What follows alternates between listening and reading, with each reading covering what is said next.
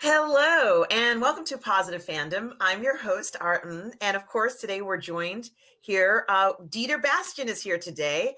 Hello, Hello, Dieter. How are you? I'm great, thanks. And we are moving into Act 3, the last act of our series, one of our favorite series of last year, or probably the best series of last year of Arcane, in episode 7, The Boy Savior. Yes. Boy, what an impact this series has had. Honestly, Dieter, on me personally, I can't stop talking about Arcane and how wonderful it is. And each episode gives you something new and different, and the Yeah, story progresses so well. And we are finally kind of understanding, or at least getting the impression of the impact that this substance shimmer has had, not just on the underground, in Suan with, Savika and Silco, who has it put into his eye. And then, we see Vi used it for medicine. And, all these experiments were being performed in the previous episode so that this shimmer substance could be used and be distributed throughout the galaxy. yeah. And considering we start at Act 3, it starts very unusual with kind of a rap song to get a little bit more about the firelights, some kind of vibe from them. So it's a was a totally strange throw to start the episode with that. Yeah, they wanted to make it edgier, I guess, or give it a different Yeah. feel now, um, to introduce a They, new. they're, they're just trying a lot of stuff with the show. Everything goes. It seems, even considering the animation style, and so. And they started with a music number. They did, and there's this like unique kind of like, I guess, like it's almost like they use colored pencils or watercolors Yeah, yeah, to make some of the exactly. animation, and it's like animation stills, but it's Yeah, still innovative and really cool. yeah. Before we actually get into to the story where we left off, of course, like you said, Caitlin and Vi are taken by the firelights. But what we did know at that point is where the head of this organization is. Yes, and it is quite a surprise that we kind of Probably not for the players of the game, you know. right, right, and that's something that we had discussed, but because we aren't players of League of Yeah. Legends, we're not getting all those Easter eggs that if you were a player of Oh, this yeah, game, you would notice so many details and things that are from the game and from the lore of League of yeah, Legends that they were so painstakingly put into this series of Arcane. And it's kind of interesting. Something that I'm kind of curious about, Dieter, is at some point, do you think that this series, let's say episode 1 or series 1, yeah. do you think it will ever be for sale on physical media? From my perspective, you know me. I hope so, but I don't know about it. I don't know, considering the studio for Tish or something, how they would make if there's another company, say Netflix put out a Warner movie or something like that. I could see it more easily to do that, you know. But for me, it would be totally. I would be down for it if it would come out on physical media, and it would be nice, of course, if we would have some special features, some audio commentary, perhaps, or just for us non-players of the game, perhaps a little bit more of the backstory, you know, how it came And to be. yeah, that's, I mean, this story is so interesting and so detailed, Yeah. and just really is, just captures you so much that, I think what's really interesting about this is I wanna know more. I wanna know more about the story, and, this is, even though they are giving us so much information, I mean, they really have created the world and then, made these scripts so wonderfully that Yeah. we don't feel like we're missing anything. But I do want to know more about, maybe the surrounding worlds and how they're affected by this hex tech and how far it's actually gone. And also, one question that I would like to know is where exactly are Jace and his mother from? Yeah, Which is they're another not from the question. Undercity. Jace? Yeah, they're not Oh, from the is he? Undercity. No, they're not. We know that Victor is traveling Yes. to the Undercity to his Yes. so-called, the doctor, the Yes. Oh, yes. Yes. I sing mean, it. and Now I have we know we how he is I named, and yes. when he comes back over the now closed bridge, Chase did close the bridges to build over, or everybody will be controlled what they're bringing in or out into the city. And Victor came back, and he says he is from the Undercity, but Chase didn't respond in that he said he's from there too. He's not from there too. We didn't know where he actually came from with his mother. Right. And that's something that I really am curious about because we know that he was brought here by this wizard. Yeah, And yeah. so, I'm kind of curious as to whether we'll get an answer for that. But it certainly, was a wonderful way to open up a story. And the other thing that I'm also kind of curious about, and I do really want to get your opinion on this. Will we ever get a live action version of this series? I don't. We both actually don't know how successful the show was, and the animation series is just that good. I don't actually think we would need a live action, considering, like we said, like we know how video game adaptation does when they're translated to live action. They are not received that well, even now Uncharted. And I remember our last Let's Get Physical Media show when Willow Yang asked Rob and myself what would be the best video game adaptation. I would immediately put my hand on and say Arcane, but Willow said Arcane doesn't count, and then I was left in the cold. Okay, what is the best video game adaptation to a live action version? And she didn't say.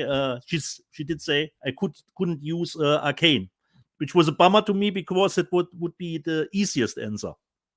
But I don't think a live action version, considering how high we praise this show, it could only be a downer. Yeah, and I agree with you. About the closest analogy that I could make, and it's not the exact same at all by a long shot, is Aeon Flux when they tried to make that into Yeah, live action, yeah. and it was so edgy, so kind of out of the box that trying to translate into a live action story, it was very difficult. Charlize Theron played the lead Yeah. role, and she did a good job, but it was It just was so hard. an MTV animated series, I think, back in the day. Am I correct? Wasn't it on Yes, MTV yes, it back in the day? was, Yeah, and it appeared sort of like in serial form, yeah, and, shorts. They couldn't have been more than 15 to 20 minutes long, yeah.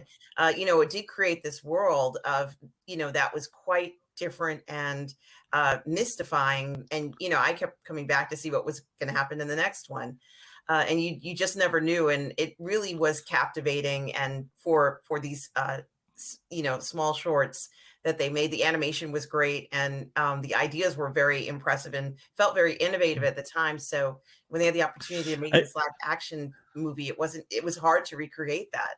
yeah, but I remember still liking the movie to some degree. Yes. Yes. So, and of course, advances in movie making have changed quite a bit since that was out. I Yeah. think that was maybe in the 90s You when, could be right. I don't know the exact name. I have it, of course, on physical media, but I don't know the exact name. But you could be right about that. yeah. So since It that was time, perhaps around the millennia, around 2000, perhaps. But I would have to look it up when the movie came out. so, it is But food for thought, of course. yeah, And what is the name of this episode, the Dieter? boy savior. The boy savior is what the episode is called. And to get back to the beginning of the show, where we see that, like you said, I wasn't aware after the last episode if they captured Caitlyn too, but they captured both Vi and Caitlyn. And we learned that their capturer, or the head of the capturer, is the young Echo from the first act, which we hadn't seen in Act 2 at all. Not at least without a mask. It could be that he was in some kind of the action involved in it, but we hadn't seen him, And that is a little bit what I said, when players who know what Echo will become, they know he will probably come back. But for us, it was a little bit of a surprise to see Echo back and learn a little bit now more about the Firelights, because this was the only organization, let's say, that we didn't quite could get a handle to this point, who they are, what they want, and even they don't know. Even if Echo has a history with Vi, he doesn't know if he can trust her, because he was thinking she was working for Silco. Right. And there's a lot of very interesting dynamics here, because Echo, of course, is the one who told Vi about the location of Jace's laboratory. And that's how they kind of snuck in the first episode. Yeah. Echo mentioned that he followed Jace to Piltover to find out where his laboratory was, and that he double charged him for all of the things that he needed in order to create the hex tech. And so, when he described, I guess, what the man's laboratory looked like, Vi figured, let's go and loot this place.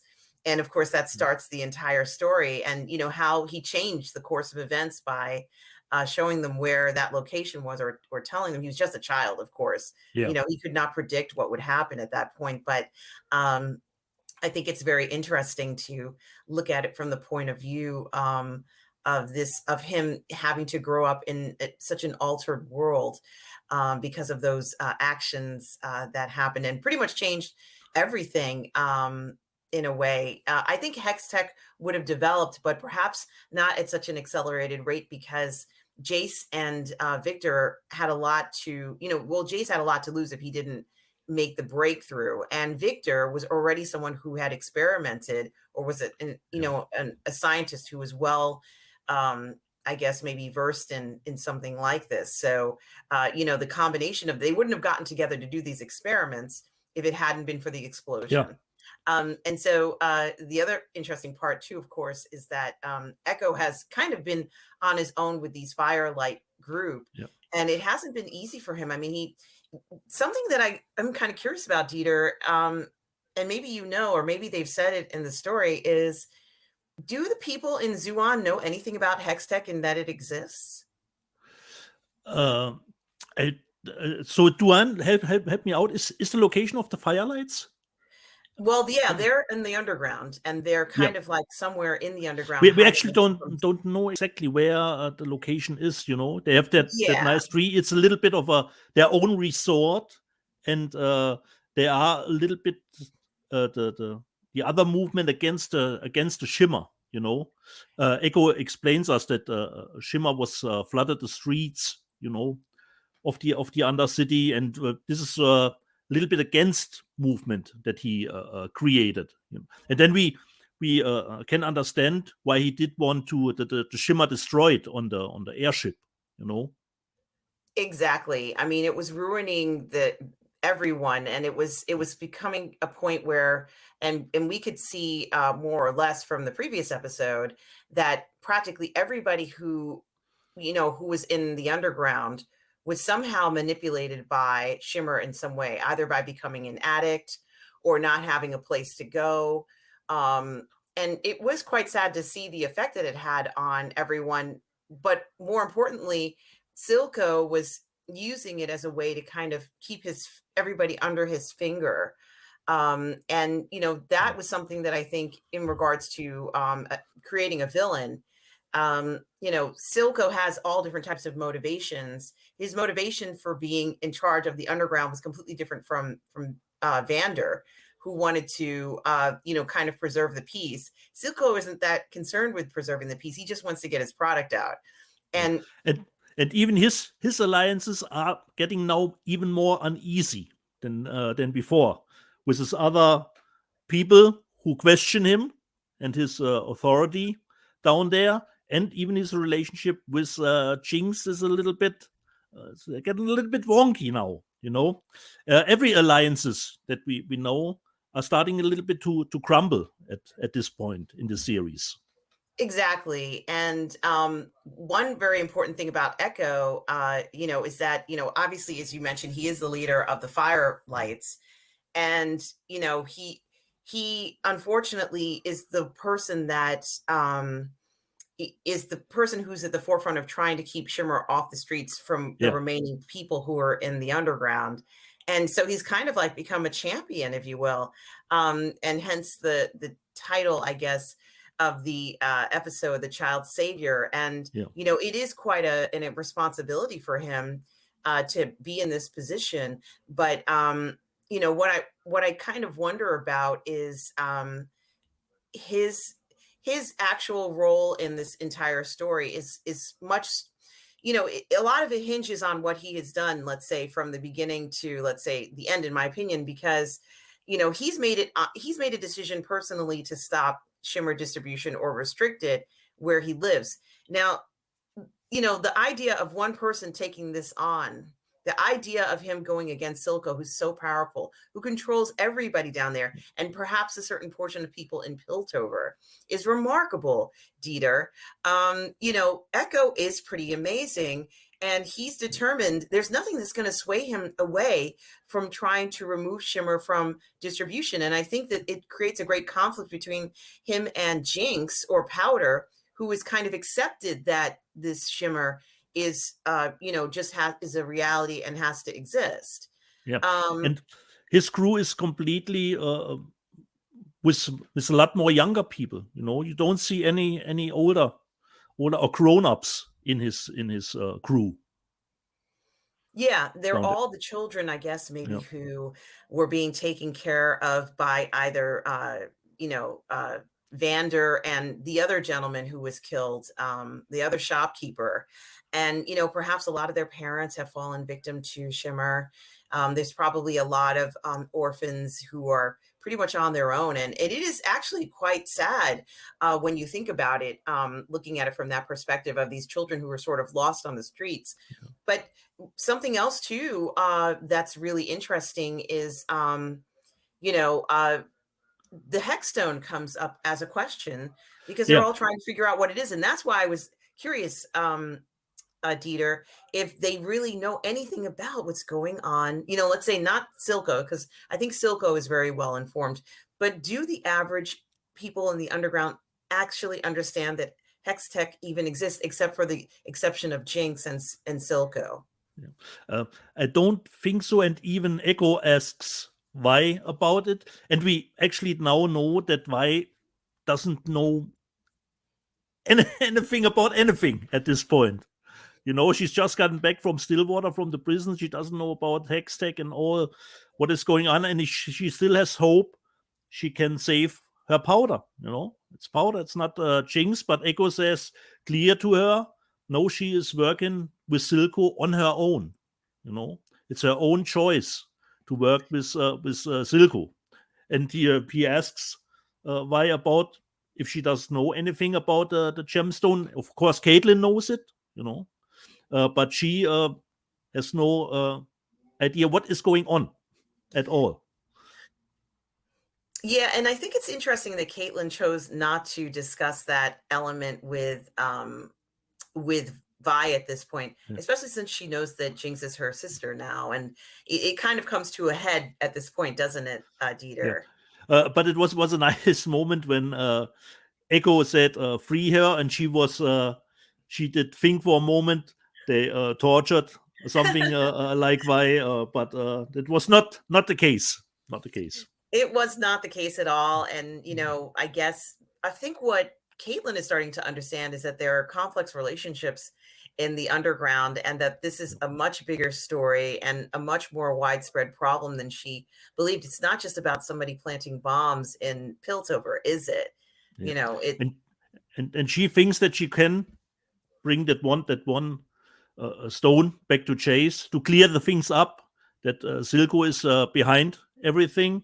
But we already we know that even Silco is still looking for Caitlin, that Caitlin doesn't come back to Piltover. So he still search the help of Marcus, that will not happen, especially since Chase closed the borders or the bridges down, so there is no fluent traffic, if you will. So everybody will have to be checked. Yeah, and you know what's interesting, Dieter, is that Jace has a little bit more power than I thought he had, because I know that he replaced, or let's say he was made a council member, and then Heimerdinger was removed from the council. But Yeah. now all of a sudden, Jace is ordering the enforcers around, like a Yeah, top cop, and he is for security detail of Piltover now. he No, really is, and he's controlling a lot. And I can see why when he got on the council, it made a lot of people nervous. And exactly what he promised wouldn't happen is what's happening now. The Shimmer production is at a stand, or distribution is at a standstill. And I'm sure it's not just the Shimmer production that's affected by this. A lot of people are relying on the funds that are created from Shimmer being distributed, let's say, throughout the galaxy, for all we know. But there's an excellent scene where we go into, speaking of Jace, there's an yeah, excellent scene where we go back to this mad scientist. I think his name was Sigrid. I can't remember his name offhand, but at some point he's kept a relationship with Victor. yeah, sing it. Yeah, And great. Victor allows Sigrid to see the hex technology that he's working on. And it's because Victor wants to make these improvements. He's desperate. Yeah, And he figures if he shows this gentleman what he's working on, and, maybe the man can help him. And I think that that's when the scientist, and I could be saying his name wrong, he realizes that Victor is trying to do this. And there's nothing wrong with this, but he realized that Victor isn't trying to do this to sort of like for all mankind. Victor is doing this to save pretty much his life, isn't it's he? his life and all life. And we did find out that Singed. So if you don't know how to pronounce this name, who speaks English, then I can butcher it even more. Singed. We find out, perhaps it was in an episode earlier, but I Yes. don't remember it, that he has a history with Heimerdinger. He said Heimerdinger, that he and him parted ways, considering how to develop stuff. And I don't remember that he mentioned that Singed mentioned that before, that he had ties with Heimerdinger. I don't Yes, know if and it was mentioned in an episode before. I can't remember that. I can't remember it either. I can't remember whether it's this episode or the episode before, Yeah, but a relationship with Heimerdinger does not surprise me. And I also have to wonder, who is this scientist anyway? Like, yeah. is he someone who was alive? I know he looks a certain age, but is he someone who was alive at the time that Heimerdinger was talking about when his world? Perhaps he could be the same age as Heimerdinger. No, with all Yes. the shimmer stuff, and he Yes. gets And Victor his own little taste of it, because he knows it's not for the plants. In the episode before, we saw that Victor was experimenting on some plants. But the plants died immediately. So, but Singed said that it's probably not for the plants that you want and to use it. what a horrible realization, because as Victor goes to see Yeah. Sigid in the underground, and we see, and this is of course the factory where Shimmer is made, right, Dieter? I believe so. And It's I think it's that's what it's it is. it's his the There's some Singed's connection, right? laboratory, but it could be. And what an ironic moment, because in the laboratory is a giant tank with the body Yeah, of yeah, of Rio, who Victor was so desperate to protect. And now, you know, I just think it's just so horrible, when you realize that Victor is so desperate now. He's tried the hex tech, it didn't work entirely for him, and now he's going to try the shimmer. He's essentially injecting himself with this experiment, just like what they did to Rio, to I guess maybe refine this product. And he tells, Sigurd tells him, you have to take this variant, and if you take it, it's going to transform you, and the people in Piltover will hate you. Now, what I thought was really interesting about this, Dieter, is that I have a feeling that the people in Piltover know very well what shimmer is. In fact, I think they know a lot about shimmer, and they kind of look at it as something that's beneath them, or there's no reason for them to use shimmer. But at the same time, they're very aware of it, and they know that the deleterious effects that shimmer can have on a person. And I think it's so just unbelievable at the well, what do you think? Do you think the Piltover people know what shimmer is? Actually, quite. Perhaps considering the transportations got under wraps, we haven't seen anyone in Piltover actually use the stuff, as some sort of their own drug. Could be, but we have no real evidence of it, that it's gotten reached the region in Piltover. And I'm wondering, my thoughts is that they must know it exists, because I have a feeling it's being distributed by the hex tech, let's say into other areas of the galaxy. Like maybe they're pumping out, millions of gallons of this stuff, and it's just being distributed, galaxy wide. But I was really concerned when Sigurd tells him you're going to undergo a transformation. And for me, that tells me that, and we've seen a few transformations in some of the earlier episodes when someone takes it and they turn into like a monster practically. Yeah. For me, it's saying that Victor isn't going to be the same. And of course, you and I know the answer to this, but the question that I have for you is Victor going to turn into a monster, and has shimmer been perfected for a use like this? Since we go through the episodes again, I can't quite remember episode 8, what he will turn into, but he goes a step further. He doesn't take only the shimmer. He cuts himself, and the blood is combined with the hex tech. So he's, a double whammy. And he didn't tell Sigurd he was doing this. He kind of kept it to himself, and no one really knows what's and going on. Don't get to see in this episode how it will turn out, his transformation. Yeah, and at the same time, Jace is kind of taking a different approach. He apparently he can make weapons. I didn't know he could make weapons. I guess he's an engineer and he can do anything, right? Like an engineer sscientist. He can make anything. You have the scene with the with the steel mill, hammering, And he's kind of like, it's hot, it's steamy, he's shirtless. It was like a training montage in other movies. I was like, it is like a training montage. I always think of that scene of, it's not Rocky. It is a Rocky film, but it's where Apollo Creed and Rocky are running along the beach, and they're running, but the way that they're running is like in sync, and it's like such a great like masculine fitness training montage scene to me. I always think of that part, and that one kind of felt like it had a certain rhythm to it.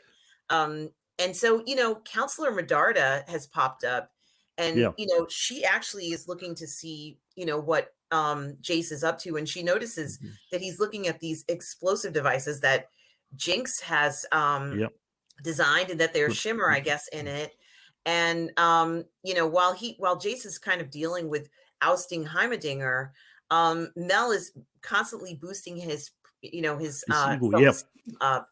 And, it's very interesting, because Jace mentions that he's worried about Victor sometimes, because he tends to run off. And, I think it's very interesting that in addition to worrying about Victor, he's also worried about Kate, because apparently she runs off and does whatever she wants too. So what I'm kind of curious, and I want to know what you think. Can Jace actually bring Hextech to the masses now, or is this just still a dream? It's definitely a tough choice for him. And let's say he gets a little bit guidance from Mel what to do. She is really a little bit his puppet master, a little bit Mm. in the background. I would say, but he's gotten a lot of responsibilities to deal with. He's closed down the bridges. He wants to make sure Piltover is safe before they continue in any sort of form. But I think, or is it the next episode that he starting to do? He's thinking about developing weapons with Hextech, and Victor is completely against that. He says we are scientists, not soldiers, and he's not happy with the the development of weapons with Hextech.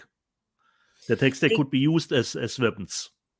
And Exactly. Chase's judge comes from the point of thinking, okay, for our, the security, Yeah, I mean, one thing that seems to become clear, at least to Jace, but perhaps the rest of the council was already aware, is that by Jace deciding that he's going to sort of stop these illegal shipments, which it seems like the entire council already knows about. They already know that there are these illegal shipments that need to go through so that they can all get paid, or whatever is the yeah, deal. Jace is still entirely ignorant, and it doesn't occur to him that some of these counselors and a lot of the citizens of Piltover rely on perhaps the income and what's going on with Shimmer too. And we kind of, as you already mentioned, that Silco's upset that the revenue from Shimmer is down because there are enforcers everywhere, thanks to Jace. And yeah. even Not though, only Silco's associates are not happy with the actual status at the moment, and he's getting questioned too, and he has to do a little bit of a, let's say, power demonstration in this episode where he almost guessed them. And the great thing about that scene, it reminded me a little bit, you know, from the first Star Wars, when you have one of the admirals, you and your stupid Force stuff, is a thing of the past, little bit of that kind of power demonstration. And what was what you could see that Silco needed the gas mask, but really late in the game, he could really take in a lot of breathing in the stuff before he actually would need the gas mask. While Sevica put it on pretty quickly when she throw in the cylinder with the toxic gas, But Silco wandered around a little before he actually needed to take a little sip of fresh oxygen. So perhaps he's gotten a little bit immune over the years for those toxic fumes. and perhaps the Shimmer that he uses has helped him to build up some Yeah, resistance yeah. to Didn't thought um, about it. Yeah, exactly. That could be a case. And I just like the designs, of the underworld bosses. The special one with a lot of tattoos, looks a little bit more like a cyberpunk from cyberpunk game. So I just like the designs of the other underworld bosses, and they're not happy too, you know. Just like, but Mel explained to Chase, you gotta have to play the game, with the other council members, you know. yeah, and you make such a good point with these chem barons. I also wonder when Silco talks about how they used to breathe this air in Mm. normally, like this is what they Yeah, breathe in. So we've already seen Victor having to be around water that was not, what it should have been. yeah, And now we're seeing air, so to speak, that they're breathing that they shouldn't have been in that air. there's a lot to answer for Piltover for subjecting the citizens of Zuon to essentially living in their waste, which is how I would put it. But it is quite a sad thing, and you realize that there's some special vent on the top of this Yeah. room that allows them Boom. to Yeah. sort of breathe clean, fresh air. But you're right about the cyberpunk element. Those designs are so cool. Yeah. So So cool. many cool elements in this. Honestly, if they Yeah. just took this series and made it into a game, I would play this game. Like Yeah. I would enjoy playing this. I think there would be a Like lot you of said, if it would be like a Telltale game, that would be great. yes. That Oh would be my great. gosh. And And so, I'm sorry, go ahead. no, didn't want to inject. And we have still Silco is worried that Caitlin will get back to Piltover, and of course that he couldn't capture Vi, and what Jinx will perhaps if she can keep her still restrained, you know, but which she actually could when Vi talked to him, that he didn't mention that Vi is still alive, and but he remembered her, that he took her in, you know. And then we get this scene. We start to see that Jinx has kind of unraveled or is Yeah. unraveling mentally. And this Yeah. is what you were talking about in the previous episodes, where you could see someone, and it's Milo. I actually looked at the Okay. yeah, it is Milo in her mind Oh, that okay. she's seeing. And the name Milo appears at the bottom. Like, I wouldn't have known this if they hadn't said that, but the name Milo appears at the bottom, and it's almost like Milo is talking to her. And it makes me think, how stable is Jinx really? Like, is she Not really stable. Especially now that she knows that she saw Caitlin with Vi, you know, and she feels a little bit that Caitlin has taken her place from back in the day. It certainly is troubling that she feels so threatened at this point, rather than just being so happy to see her sister. She's very much on her guard. And of course, she's on her guard, although it's not shown right away. She's on her guard because of Savika and Silco kind of telling her, it's like maybe she's back, but maybe, you shouldn't trust her. And, we see that Echo brings Vi and Caitlin Yeah. to see this tree. Yeah. And, he tells her pretty much this is where people who are in recovery are, and that, there was no place for them to go. And he shows that incredible tribute wall that we see in so many places nowadays, sort of like where we live. Yeah. So I think it's very interesting. But I also found it disturbing that despite this, Powder is actually one of the faces on the wall, even though Yeah. she's still alive. And Echo makes a point of telling Vi that But Jinx works for Silco. she is Jinx now. Yes, There and is he no, says, but Vi, as I still believes there's still her Powder is there to save. yes, even though Echo says that Jinx works for Silco Yeah. because she wants to, Vi Yeah. is like, hell no, that's my sister. I don't care what you say. Yeah. I have to She's save her. my I have sister. to save her. And I can understand that, because it Yeah. did, like, when they had that reunion with that incredible song that I can still hear it in my mind. I really love that part where she does the light, and then Vi Yeah. kind of shows up, even though there's tension. Of course, there's going to be tension. You haven't seen your sister for what, 7, 8 years? There's Yeah. going to be tension. There's going to be misunderstandings. There's going to be anxiety. There's going to be, confusion. So I think they did it right, because it wouldn't have made any sense if they had met and it would have been sort of like, oh, I'm so Yeah. glad to see you. Let's go off into the sunset and, be happy. It just doesn't make any sense to do that in such a conflicted world that they have.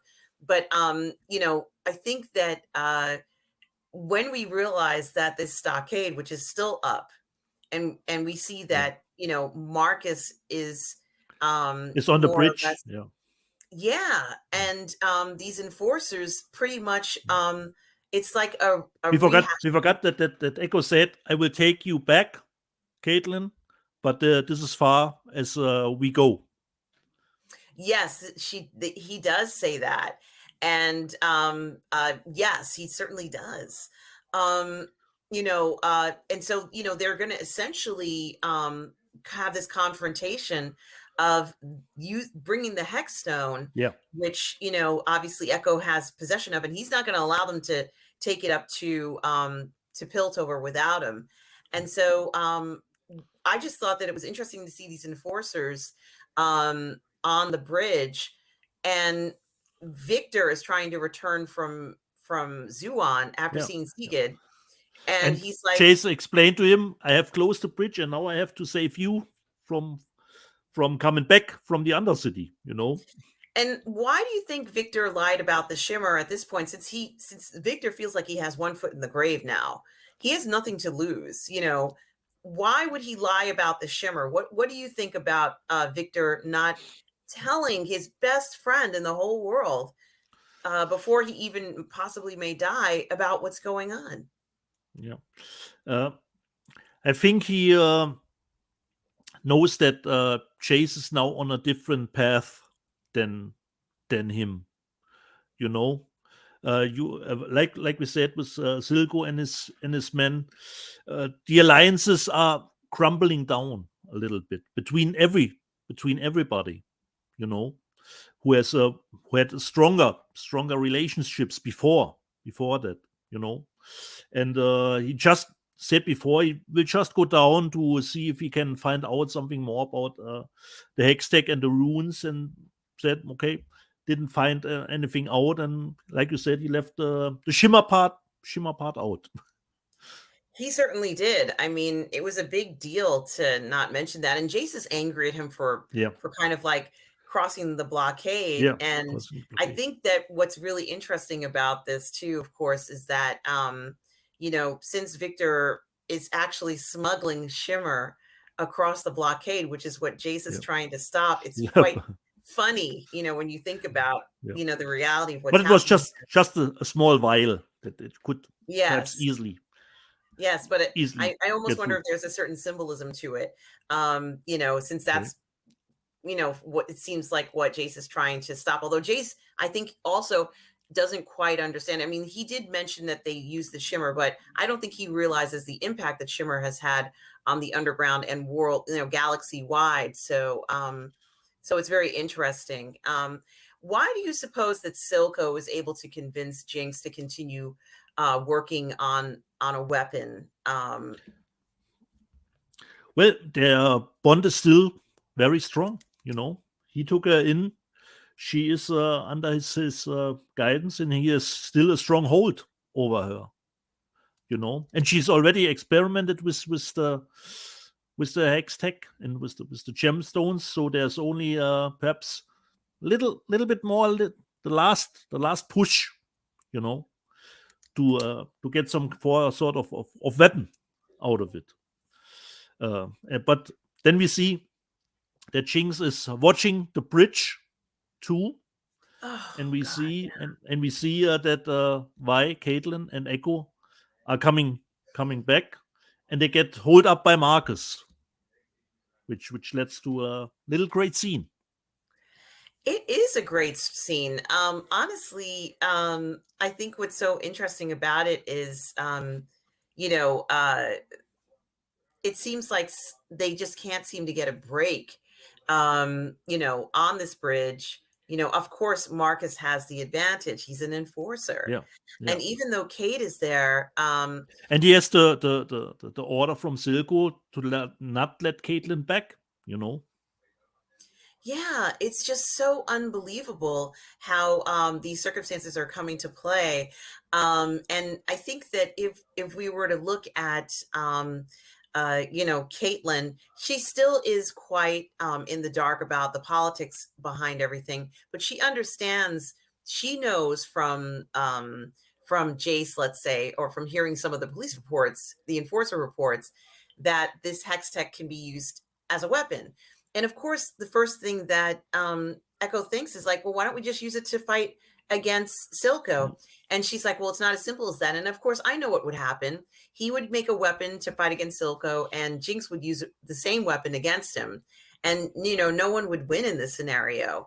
You know, I think it's a very interesting dynamic. One person gets a gun, another person gets a gun, they fight, it's like, you're not going to win. But, I think it's very interesting to kind of look at that and what he was thinking about in regards to doing that. So, the other thing I was going to say is We forgot that Marcus shoots Echo, but he's blocking the shot with the containment of the hextech. As far as I saw it, that he's blocking the shot with the mechanics that he's using to carry the hextech. Yeah, that's an incredible shot. I can't remember that exact one, but I believe it because Echo clearly lets them know that Silco is paying the enforcers to attack the Firelights. So he wasn't, it wasn't surprised that he was attacked by the enforcers when they got onto the bridge. But what is kind of also very interesting is that Echo has agreed to let Caitlin has agreed to let Echo come and speak to the council himself, and it didn't quite work out that way, as we see. But when Vi, I think it's when, and I'm kind of getting ahead of myself because there's a lot that kind of goes on here. Let's say when Marcus tries to shoot Caitlin, but he hesitated, of course, because he's not really a killer. Then sort of way, a lot of firelights show up. Yes, it's the most incredible thing ever. Yeah. And those, now comes my question to you, and those firelights explode. Is that an invention from Jinx? I think it's an invention. Because when at a little bit earlier in the episode, when she's getting back to her lair, she was wounded, and you could see one of the firelights on the bottom a little bit slithering around. So for me, it seemed like that was an invention of hers with all the firelights. Or do you think I'm wrong? No, I don't think you're wrong. I think that what you're saying makes total sense because she's the one who's creating explosives. Yeah. Isn't she? Exactly. She's the one who is kind of like become this ordnance expert, if you will. and we could see her losing her mind watching the bridge, Caitlin, oh, it's just a goodbye arc. Okay. And there's so much irony to this because she's done this before where she's kind of watched from a distance and made a judgment about what's going on and decided that she's going to throw a bomb and all, exactly. A bomb.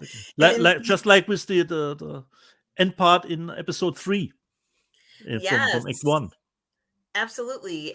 But now with a little bit more clear determination to it, or what will happen, somewhat more directed style. But we didn't see that she was working on firelights. Right. We didn't see that, so it came a little bit as a surprise. All those firelights came up, and then they all exploded, and there is a lot of carnage. It was a total surprise.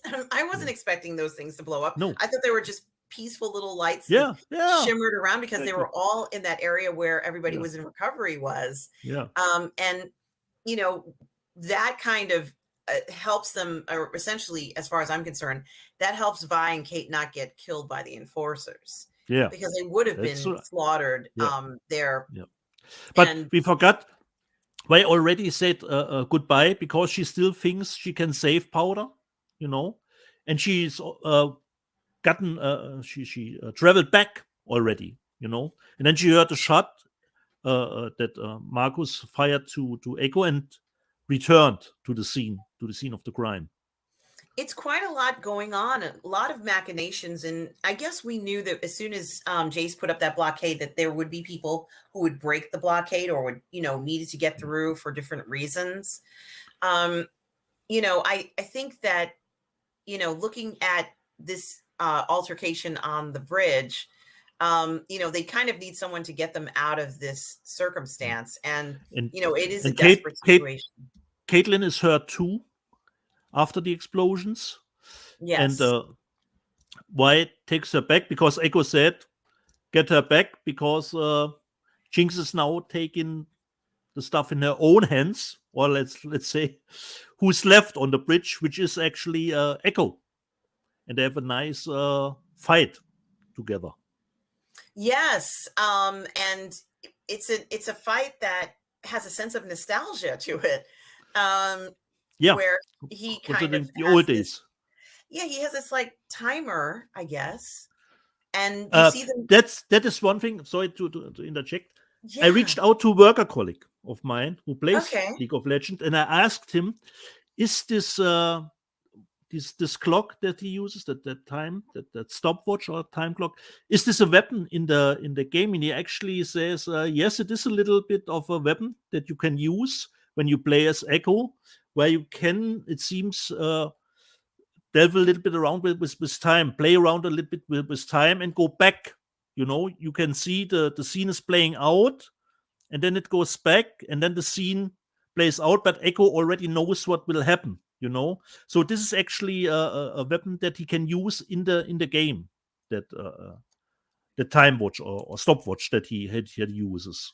So I reached and out to worker colleague. This is actually from the game. He told me it's called something like chrono shift or something. Is the oh is the wow, is I the the name of the is the yeah, weapon, yeah, or so something chrono shift. He told me. Is it called?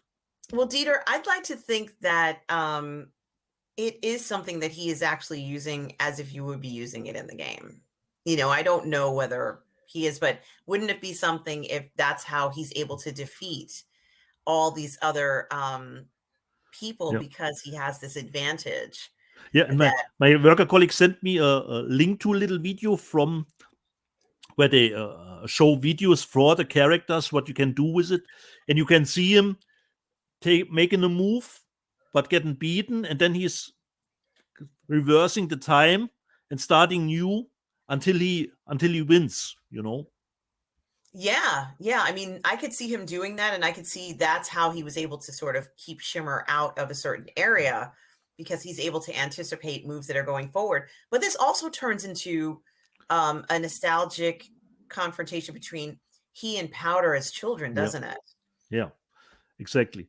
Because he actually is winning the fight, but of course Jinx has always an S up her sleeve and puts out a little bomb, and we are left with the next cliffhanger again for the We really episode. are. And he pauses because he could have really hurt her badly, Yeah, but he's looking but at her. like you said, then he remembers a little bit about their backstory, from back in the day.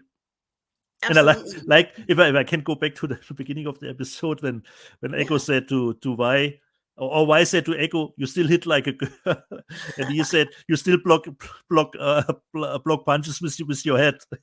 Yes, I love that comment. I love that. It's like smack talk. And I think that by him kind of looking at Jinx, because remember, just a few moments ago, he was saying that Jinx works for Silco because she Yeah, wants to. And now he's looking at her and he's like, I can't beat her up. I love this girl. I think that that's what's yeah, happened. And Jinx is kind of looking at him.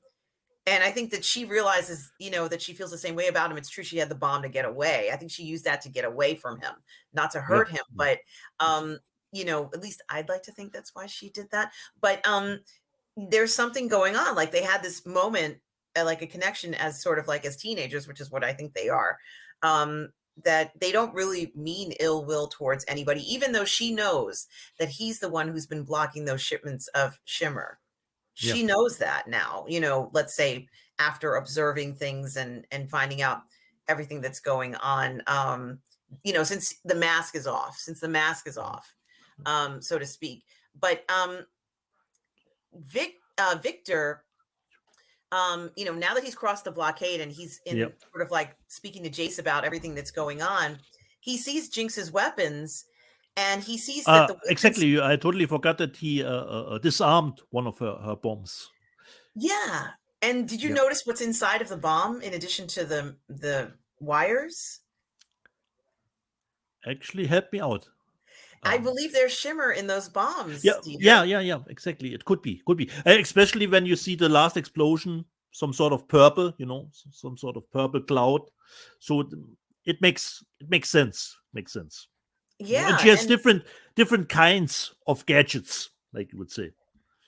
But there is some parallelism between what Jinx is doing with Shimmer as in what the Hex Tech might be doing, where, let's say, because we did see in the same episode how Jace had kind of constructed weapons with everything. And, I think that Medarda thinks that since the person who created this bomb is the same person who stole the Hexstone, she's afraid they're going to use the Hexstone to create a weapon. And if she only knew, like, she's the first person to figure all this out, isn't she? It's kind of ironic. And we totally forgot there's her assistants showing up and informing her there's someone coming, to visit Yes. her. And we will see who that is. And we forgot that little scene that I really liked when Chase is with his mother, and he says, I have something to do that I don't want to do. I think it was his mother, or was it Mrs. Kinnaman, Caitlin's mother? I can't remember who it was, but let me see if I have it here. Because I think it was his mother, I believe. But it could be Mrs. Kinnaman too, Caitlin's mother, Right. This is a good point, and I don't remember who the person was, but yeah, this is very, very. It's his mother. His mother. Okay. Yeah, it is his mother, and it's actually right after. It's the next part of the scene. Okay. Where and I have a question for you about that as well.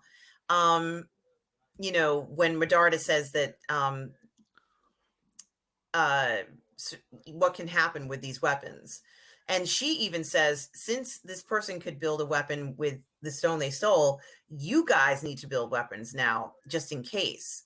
And my question about this is very interesting, and something that whenever scientists create a power source like this, a lot of times it's this thing about it being used as a weapon. And in this particular case here, let's say the original intention had nothing to do with weapons. They were going to help people, right? So it's the use of this particular power has become manipulated in a sense for a weapon or for immortality, as it comes in the case with Jace. And now they're at the forefront of this happening. Have Jace and Victor been manipulated by others to get to this point, or is this of their own accord? Did they get here at their own because of their own actions? Is it because of outside? What do you think? I think it's more of their own action. They're just scientists trying to get to the next step. They only see one of my favorite movies, Terminator 2, Judgment Day. And Miles Bennett Dyson only sees the good thing in the chip, what you can do, what the chip can accomplish, he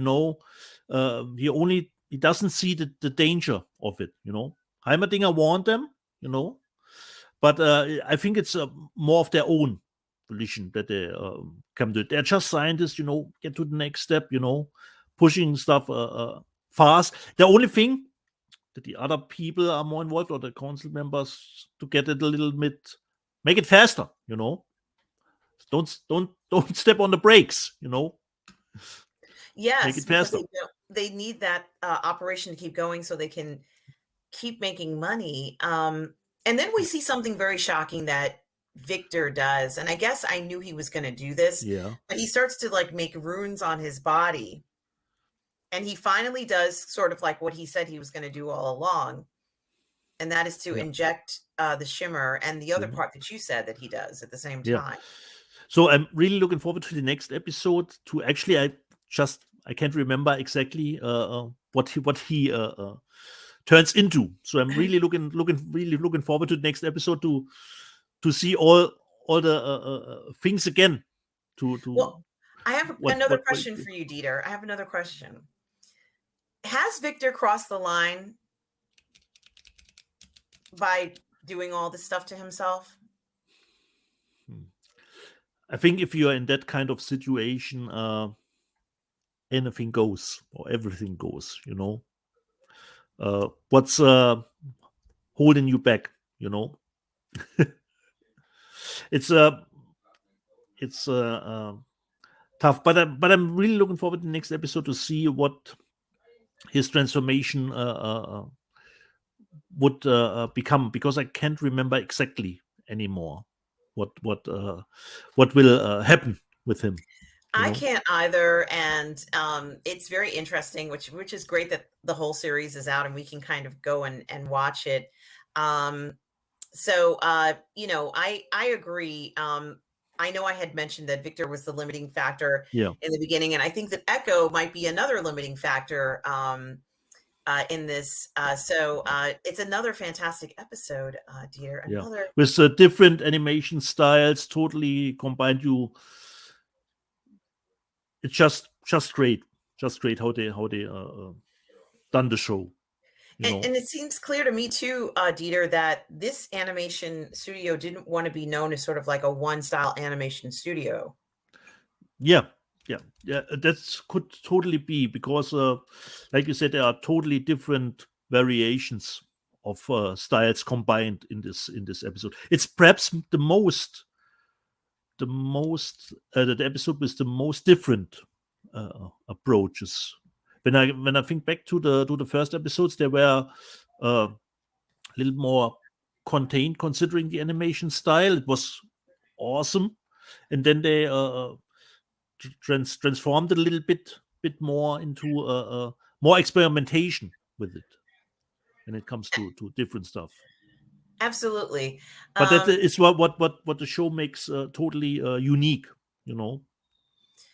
It certainly is unique, and And I'm still gosh, still wanted to know what an episode costs of Arcane, it's got to be $1 million. at least. I think It's got to I be. have no idea, but considering the animation style, we know a lot of animation series, like Dota, Rob series, or the Masters of the Universe. They're drawn fine, but Arcane, when I saw the first episode, I couldn't believe it. It was for me a next two levels up, considering the animation style. But it wasn't just the animation; the story was great too. You know, Yeah, there's the so much animation that, would have gotten you only that far, but the story was great too. You know. yeah, I agree completely. And it really is something that I'm still marveled over, the level of expertise from this studio in this, what I consider to be the perfect anime series, Yeah. Not as only far anime, considering video game adaptation, it is the top of the line. And I was as, pissed at Willow that I couldn't use Arcane as an answer last week. What is the best video game I adaptation? can't believe you were restricted like that, but Yeah, I he guess says Willow Arcane. knew. Arcane didn't count. Then I had to come up with other stuff. I guess Willow knew how much you love Arcane. Maybe she's been checking out the videos. And if you are, hi Willow. At this point, but it is quite a thing, and it's. I think that it might be. I don't know. I mean, I know that Demon Slayer essentially would be considered the number one anime. Let's say over the last few Yeah, years, but yeah, I think that exactly. Arcane could definitely take Demon that. Slayer, probably Attack on Titan. I hear always great things about it. Haven't started Attack on Titan, so it's actually it's more like we say, no, more the Asian stuff that is well received. So it's Mhm. great that we have a little bit of more competition out there. Absolutely. Even Rob's series Dota is drawn in Korea, as far as I know it. You know, so they Right. are normally at the forefront of those shows. And still have to have to catch up with Demon Slayer. With the new season. Right. So, Dieter, where can people find you? People can find me, of course, at the Burn Network at our Let's Get Physical Media show that we try to do weekly. And you can follow me on Instagram if you want under dbdeets, d.b.deets. That's my Excellent. tool. And And of yourself? course, Well, of course, you can find me here on Positive Fandom, my YouTube channel, 2 words. I also stream on Twitch. It's 1 word, Positive Fandom, where I do reviews and live streams and so much more. On Monday nights, you can find me on Toxic Femmes with Lorena Creole at 8 p.m. Eastern. On Wednesdays and Thursdays, you can find me on the 1/6 Scale Man Network, streaming with Lael Rockwell with sometimes Say What, but always on Uncivilized Scoundrels. On Thursdays, you can also find me streaming with Lorena Creole as we do a watch party for the Reacher series. We're going to be doing episode 2. They're going to be redoing episode 1, but I don't know whether this episode's going to air in enough time. But you can find me there. On Friday nights, Friday afternoons at 12 p.m. Eastern, you can find me on Midnight's Edge in the Morning with Tom, Andre, and Cameron Pasha. On Friday nights, you can find me on the Burnett Network on Midnight Musings with Robert Meyer Burnett. But you can also find my other shows, PGS Reviews and PGS All Stars, also on the Burnett Network. And on Sundays, you can find me on my live show here on Positive Fandom called Sunday Brunch at 10:30 a.m. Eastern, where we do the parlay and talk about all the good stuff in the fandom. And I was going to say thank you so much for watching this episode of our review of the Arcane episode 7. It's a spoiler review, of course. And for those of you watching, check out as we continue with 2 more episodes that are coming up. The last 2, Dieter and I will continue to review them. And after that, we're going to review Cobra Kai. So it's going to be an incredible review for those of you who haven't had a chance to see it or are curious about what the episodes are like. Somebody hasn't seen Cobra Kai? What are you talking about? God damn it. How can that be? Well, hopefully, if they haven't seen it and they see our review, it'll encourage them to go ahead and see Cobra Kai. But certainly, we hope they have seen it. And I certainly hope whoever's tuning into this are enjoying the videos. And as I always say at the end of all of my videos, for those of us who are out there, please always remember to please be kind and take care, everybody.